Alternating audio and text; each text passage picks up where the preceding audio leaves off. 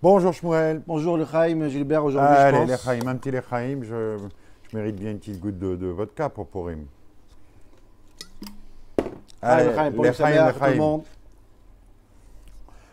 Alors, Parashat Tetzavé. Tu sais que tu as une belle tête de Fillon. Ah ouais, je vais Ouais. me présenter. Ouais. Vas-y. Parashat Tetzavé. Et Tetzavé, c'est les habits du Kohen. Ouais. Ah oui, c'est les habits du Kohen. Exact. Donc, justement, à ce propos, un petit vite. Vas-y. Un petit vite. Madame Schwarzenberg, elle en est malade. Elle n'est pas bien, elle a froid. Elle appelle les docteurs. Allô, docteur? Oui, Madame Schwarzenberg. Voilà, j'ai froid, je ne vais pas bien. Qu'est-ce que je peux faire? Alors, le docteur, il dit, Madame Schwarzenberg, vous prenez un aspirine et, je ne sais pas, vous avez un manteau. Je dis, bien sûr, je l'en ai un vison. Mettez le vison, Madame Schwarzenberg. Alors, elle met le vison. Puis ça va pas mieux, elle rappelle le docteur. Allô, docteur, je ne vais pas bien du tout, même avec les visons, qu'est-ce que je dois faire? Alors le docteur, il dit, bah, je sais pas, vous avez un autre manteau? Oui, je l'en ai un magnifique astrakhan. Alors mettez l'astrakhan. Mais ça va pas mieux, elle rappelle le docteur. Allô, docteur, je ne vais pas mieux, je l'ai encore froid. Qu'est-ce que je peux faire tout ça, avec même les visons, l'astrakhan? Il dit, vous avez un autre manteau? Il dit, bien sûr, je l'en ai le renard argenté des Rabbi Jacob. Alors, mettez le renard argenté. Elle met le renard argenté, ça va beaucoup mieux, Elle appelle le docteur. Docteur, c'est merveilleux, je vais beaucoup mieux. Mais une question, comment ils font les goy pour avoir chaud? Ouais. N'importe quoi. Donc, Parashat Tetzavé, effectivement, on parle des habits, le vison du Kohen Gadol, tu as raison. Et le passage qui dit, et Vasit Abik de Kodesh, Dieu demande à Moshe d'habiller le Kohen Gadol, donc son frère, avec les habits. Ces habits-là, ils sont les Chavod ou le Tifarit, ils vont être pour l'honneur du Kohen et pour la beauté du Kohen. Et par Parashat Tetzavé, je vais faire un pont avec la Megillah, avec Purim, parce qu'on va découvrir, par ce qu'on vient de dire tout de suite, on va découvrir le vrai secret, les fondamentaux de Purim lui-même. Donc le passage qui dit, le Kohen avait des très beaux habits, les Tifaret. Et la Gemara, elle nous soulève dans le traité de Megillah. Elle dit, regarde, j'entends le mot Tifaret que tu as dit sur le Kohen, mais je retrouve le même mot Tifaret chez qui? Chez Achashverosh. Quand Achashverosh a fait le festin, il a marqué Tiferet Gedulato. Achashverosh voulait montrer à tout le monde son Tiferet à lui, sa beauté, sa force. Dit la Gemara, il y a marqué Tiferet ici, il y a marqué Tiferet là-bas. Forcément, Achashverosh, quand il a mis du Tiferet, mais la med chez la vache Begdei Keuna, Achashverosh, il a carrément habillé, il avait les habits du Kohen Gadol. Pendant les 180 jours du festin, il a habillé les habits du Kohen Gadol. Donc ça nous fait le pont direct avec la Megillah. Pas seulement Achashverosh d'ailleurs, il y en a qui disent que même Vashti avait les habits du Kohen Gadol. Donc on voit clairement Parashat Tetzavé, le Kohen Gadol et l'histoire de la Megillah. C'est les habits du Kohen Gadol tels qu'ils sont chez Achashverosh, et pas seulement les habits du Kohen Gadol, et pas seulement Achashverosh, Gilbert. On va découvrir dans cette Megillah une obsession presque autour des habits. Un long vestiaire d'habits dans cette Megillah-là. On va le voir très rapidement, mais c'est incroyable. Okay, je ne raconte pas l'histoire de Purim, je passe seulement vous montrer tellement qu'il y a des habits dans cette Megillah. La Megillah, elle commence par le festin d'Achashverosh, où Achashverosh demande le 180e jour de ramener Vashti. Mais ramener Vashti, la vie de Vashti Amalka, Beketer Malchut avec la couronne, disent nos sages, que avec la couronne. Il voulait que sa femme vienne qu'avec la couronne, complètement nue. Donc la première femme, premier personnage qui vient sans habits justement. Vashti n'accepte pas, elle va mourir. Esther va venir, va se marier avec Achashverosh. Et après, qu'est-ce qui va se passer? Aman va faire son décret. Le pasuk nous dit, Mordechai est au courant du décret insupportable de Aman. Va y kra Mordechai begadav. Voilà, encore une fois, habillé, il a déchiré ses habits. Va il bâche. Et il a habillé Sak va faire, donc un habit d'endeuillé. Et pas seulement lui, Sak va faire Yutsa l'arabim. Tout le peuple juif devait mettre aussi, enfin les gens de Shushan en tout cas devaient mettre le Sak va faire. Encore une fois, on parle d'habits. Esther a vu que Mordechai était habillé très mal. Va-t-il shlach begadim le albishet Mordechai. Elle a envoyé des habits pour habiller Mordechai. Mordechai a dit à Esther, vas-y chez ton mari, fais quelque chose. Elle a jeûné 3 jours. Au bout du 3e jour, va-t-il bâche. Encore une fois, elle a habillé Esther Bigdei Malchut. Encore une fois, on voit des habits chez quelqu'un. Et Esther rentre chez son mari. Elle dit à son mari, je veux faire un festin avec Aman. Il n'y a pas de problème. Ils sont assis ensemble. On connaît l'histoire. Et elle dit, je veux encore une fois un autre festin ensemble. Et entre-temps, avant le 2e festin, le roi ne dort mal la nuit, il demande à son serviteur, est-ce que j'étais ingrat envers quelqu'un? Il dit, oui, Mordechai, il t'a sauvé la vie. Aman, il arrive, Achashverosh dit, oh, ça tombe bien, je cherche à faire du bien à quelqu'un. Et Aman lui dit à Achashverosh, j'ai une bonne idée, qu'est-ce que tu vas faire? Il y a viou levouche, encore une fois, l'habit. Il y a viou levouche malchut. Regardez combien de fois le mot levouche, habit, est écrit dans le pasuk. Asher lavash bo hamelech, que le roi a habillé.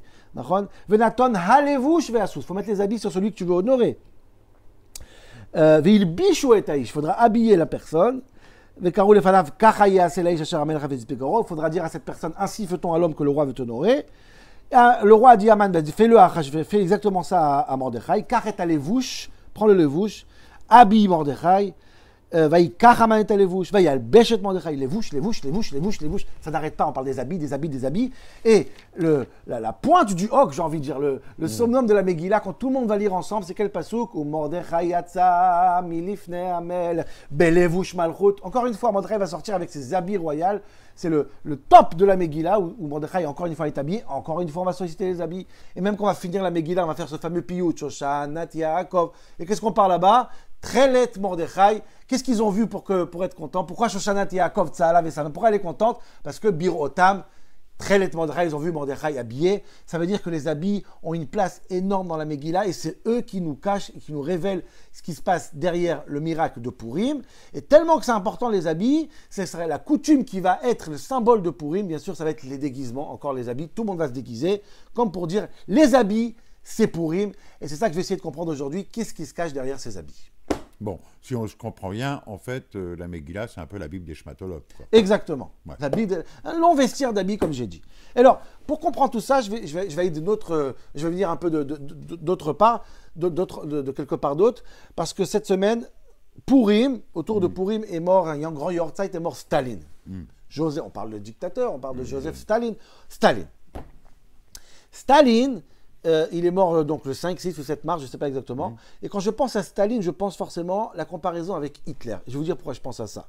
Staline et Hitler, c'est un peu la même chose. D'ailleurs, le père du rabbi, qui est un grand kabbaliste, il disait qu'une des guématriotes possibles, valeur numérique du mot Staline et Hitler, dans une certaine manière de compter les valeurs numériques, c'est la même valeur numérique. C'est vrai qu'on peut les comparer, les deux ont tué des dizaines de millions de personnes, 40 à 50 millions de personnes, c'est juste énorme. Impressionnant. Mais contrairement à Hitler, qui est tellement barré de la liste des êtres humains, Staline, il n'est pas taref, il n'est pas saoul, il n'est pas insupportable comme Hitler. Quelqu'un qui dira j'aime Staline, c'est pas comme quelqu'un qui dira j'aime Hitler. Hitler, c'est vraiment...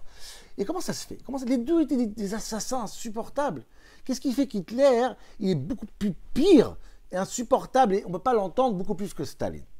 Et en réalité, je parle de ça parce que si on comprend la différence entre Staline et Hitler, on peut comprendre la vraie différence entre Haman et Achashverosh. Staline, il a fait une grave erreur. Il pensait quoi, Staline? Il a fait une erreur que Hitler n'a pas fait. Hitler a bien compris Marchemo. Staline, il a dit, moi, je peux éduquer mon peuple. Je peux éduquer les Juifs, même les Juifs, avec la répression, de la violence, tout ça. Je peux éduquer ce peuple à être assimilé. Je peux l'assimiler complètement au stalinisme. D'ailleurs, sa garde rapprochée à Staline, c'était des Juifs. Il a réussi, à ses yeux, à complètement rendre russe à 100% et Staline, même des Juifs. Il a dit, avec beaucoup d'éducation, d'idéologie, de lavage de cerveau, on peut éduquer un peuple, même les Juifs. Hitler, s'il aurait parlé à Staline, il aurait dit, tu te trompes amèrement, Staline. Un Juif, tu ne peux pas l'assimiler. Tu peux croire qu'il est assimilé. Il peut être 3 générations assimilées. Il peut parler comme toi, réfléchir comme toi, travailler comme toi. Il a l'air comme toi. Mais à l'intérieur de lui se cache une neshama que personne au monde peut avoir un contrôle sur elle. Toutes ces apparences d'habits, c'est que des habits. Les habits, tu changes par définition. Ça change. Oui, même que le juif, il a l'air complètement assimilé, ça brûle à l'intérieur une neshama, un pintéléide, un point de juif, et ça va lui ressortir à un moment donné. Si c'est pas lui, son fils, c'est pas lui. Les histoires sont plus... Et Hitler, il a compris ça. Il a compris qu'un juif, la seule manière de l'assimiler ou de le rendre un bon Allemand, c'est le tuer. Oui. Tant qu'il n'est pas mort, il a une neshama à l'intérieur, il ne sera jamais un Allemand. Il peut ressembler à l'allemand, parler comme le polonais, ressembler à un autrichien ou un marocain. Jamais. La neshama du juif le plus laïque, elle brûle, elle a une divinité comme la neshama de Moshe Rabbeinu. Et ça, Hitler, il a compris. Et c'est exactement la différence entre Haman et Achashverosh. Achashverosh dit, je veux les assimiler comme Staline. Je vais faire un michté. Allez, venez, 18 500 juifs ont participé à son michté. Il dit, regarde, ils vont manger comme nous, ils vont danser comme nous, ils seront comme nous. Et Haman dit, tu te trompes, cher Achashverosh, tu te trompes. Un juif... La seule manière de l'assimiler, c'est de le tuer. Tant qu'il est juif et il vit, tant qu'il a une neshama, même s'il s'habille exactement comme toi, il mange, il boit ton vin, il mange ta viande, il y a comme une neshama à l'intérieur qui ressortira. Je suis obligé de la hashmid, la harog ou la abed, tous. Donc, si je comprends bien, ça veut dire, ça me rappelle aussi le fait que Napoléon, par exemple, sur l'appui des textes de l'abbé Grégoire, a tenté d'assimiler les Juifs en leur donnant la Bidiou, citoyenneté. exactement, il s'est trompé amèrement. Bien sûr. Et ça, Aman, malgré lui, la bonne nouvelle de Purim, c'est quoi? C'est qu'Aman nous a dit quelque chose, il avait raison. Un Juif reste un Juif, quoi qu'il arrive. Afalpi shechata, même si c'est le plus grand des fauteurs, tant qu'il a une neshama, il ne s'assimilera jamais. Tous ces apparences, c'est que des habits. Tu comprends pourquoi les habits dans la Megillah sont tellement présents? Parce que les habits, ça se change. Et Aman, il nous dit, regardez, ces juifs-là, même s'ils sont habillés comme nous, même s'ils ont l'air comme nous, même s'ils sont comme nous, c'est que des habits. Et c'est la seule raison que Purim, on va se déguiser. Purim, on dit à toute l'humanité entière, regardez, messieurs, dames, messieurs les Allemands, les Français, les Européens, les Américains, tout le monde.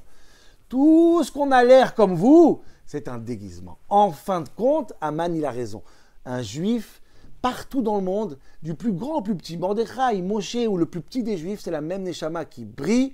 Et ça, personne pourra l'atteindre. Ça, c'est la bonne nouvelle de Purim. Et ça, c'est ce qui se cache derrière tous ces habits qui sont dans la Megillah. Et je te donne la cerise sur le gâteau. Il y a écrit dans les Sfarim que tous les noms d'habits en hébreu font allusion à trahison.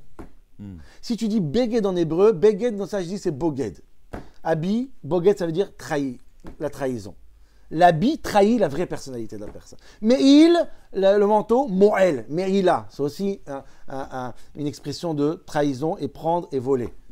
Khalifa, un costume, la Akhlif, changer. Les vouches, c'est les boches, ça cache la honte que tu as à l'intérieur de toi, ça couvre quelque chose qui est à l'intérieur de toi. Autrement dit, les habits, de manière générale, ils trahissent qui? Ils trahissent la vraie personnalité de la personne. C'est pour ça qu'on se déguise Purim, pour dire à l'humanité entière, nous vous trahissons tous. Nous ne sommes pas comme vous et on ne sera jamais comme vous. C'est superbe. Et pour conclure, écoute, une fois n'est pas coutume, je vais raconter un autre vite que j'aime beaucoup. C'est l'histoire d'un juif polonais qui émigre à Londres dans les années 1920. Et c'est un cousin à lui, c'est les juifs portugais qui étaient déjà installés là-bas depuis longtemps, qui le reçoit, mais lui c'est déjà un lord. Et il le voit arriver, Streimel, barbe, péos, redingote, est-ce que je sais? Et il le regarde, il dit non, là, écoute, ça le fait pas du tout. Moi, d'abord, on va tout couper, hein, on va enlever barbe, machin, tout ça, le redingote, on va tout enlever, je vais t'acheter un costume en tweed, un chapeau melon, et basta, et tu feras un bon anglais. Et c'est ce qui se passe. Mais le cousin anglais lui dit waouh, t'as l'air vraiment d'un lord maintenant. Vraiment là, vraiment. Mais tu pleures? Bah oui, oui, je pleure. Mais pourquoi tu pleures? Excuse-moi, je t'ai offensé. Ah non, pas du tout. Je pleure parce qu'on vient de perdre les colonies. Exactement. Voilà. Les Chaim. Les Chaim à tous. N'oubliez pas d'aller écouter la Megillah. Samedi soir, dimanche, toute la journée, un grand mishté au Bet Chabad, et dans tous les Bet Chabad des synagogues autour de vous, allez et faire les mitzvot de Purim. Le Chaim.